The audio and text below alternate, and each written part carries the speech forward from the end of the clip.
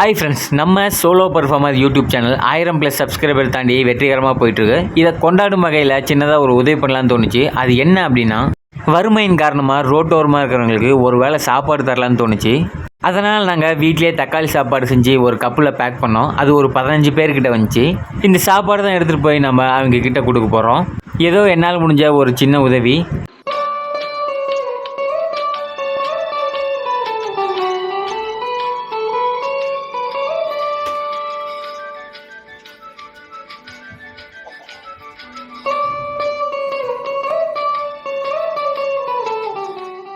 இந்தா சாப்பாடு எடுத்துக்கோ. அது இந்தா சாப்பாடு எடு, இதையும் எடுத்துக்கொடு. 2 கையில் பிடிச்சிக்கோ. போ.